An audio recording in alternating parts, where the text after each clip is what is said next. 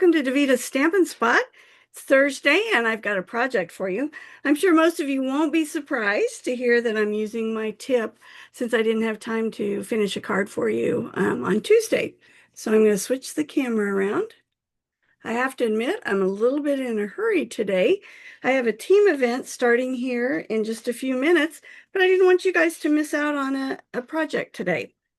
So this is a strip of paper. It's going to be cut down to 3 3/4 by 5 1/4. My white paper is 3 3/4 by 5. My mat is 4 by 5 1/4.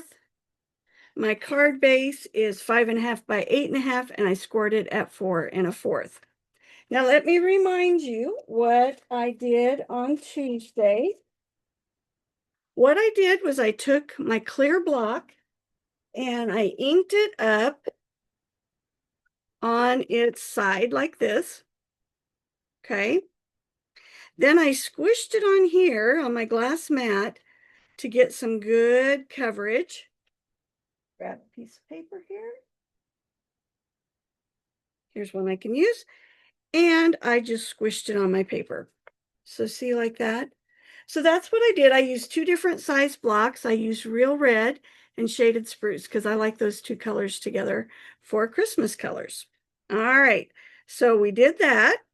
We're going to pretend I already did that, right? We're going to glue our two layers together here. This will actually be one of your options at the, which side do I like better? You can tell I was playing with this. This one here is a little darker. And see how the edges here are a little darker? I think that clear block isn't completely flat. Might have been a manufacturer thing, or maybe they're designed that way. This one here, they're a little more squished. I like this side better, so we're going to go with that one. Some of you may choose the other side, and that's okay. This will be one of the options in the Christmas card buffet the last Thursday and Friday of the month. I believe it's the 25th and 26th. All right. Now, I started off with a strip of paper because I thought, well, I didn't have any green or red ribbon at the time. I got my red ribbon in my order, but I didn't have it at the time when I was putting this together. But I wanted some texture. So I just took my strip, placed it in my timber embossing folder. It is on Last Chance now, but I just wanted something with texture, and I thought this would be a good texture. So I'm going to attach it here like that eventually, but we want to kind of play with my other piece first before we make that decision.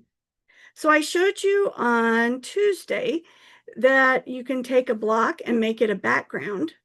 And I wanted this to be my focal point, but I wasn't sure about what to do for a mat because it is kind of round and kind of a unique shape because I used the clear block. So let me show you what I did. So what I did first was I just cut and I created a mat of white around here. So I want to cut all four sides about the same distance away from my stamped image.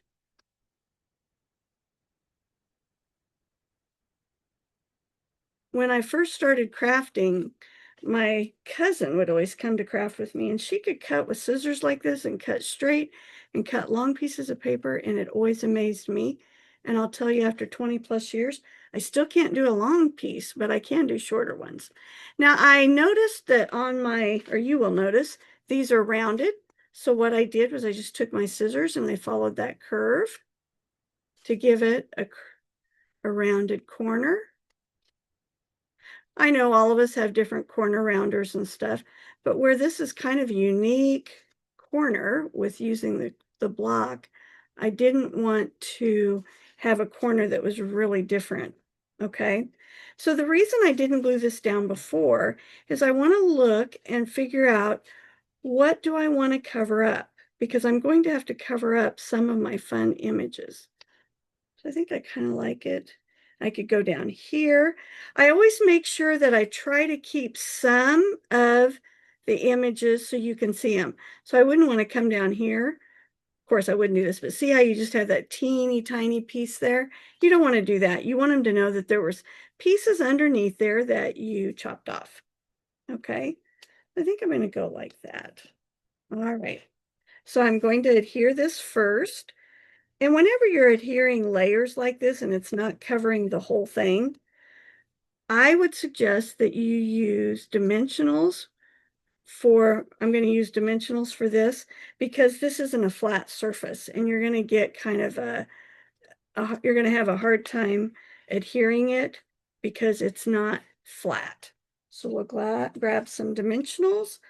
I think you saw last week, I'm using up edges of several sheets of dimensionals.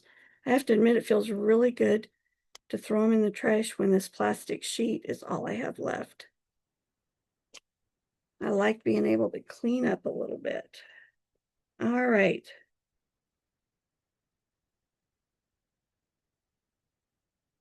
If you haven't RSVP'd for the Christmas card class and you want to come, I would suggest you do that. I sent out the information, I think a couple days ago. All right, there we go. Grab my card base. We're going to glue that on there. What I like about this is all you need really is your clear blocks and a greeting.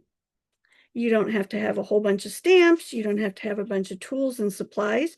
You need some ink, a couple clear blocks, which I think all of us have those, and then your cardstock. And I did choose to add an embossing folder, but you wouldn't have to. So if you're going somewhere and you want to work on a project and you're not sure how much time, what all you want to take a couple clear blocks, take a couple ink pads, grab your design or your paper that goes with it, your cardstock, and a greeting, and you could make this card. So I hope you like this project. I will tell you that the next 2 weeks, I'm going to be sharing some really fun backgrounds that you can also make on your own to create your own designer series paper. Hope you enjoyed this tip, and I'll see you next week.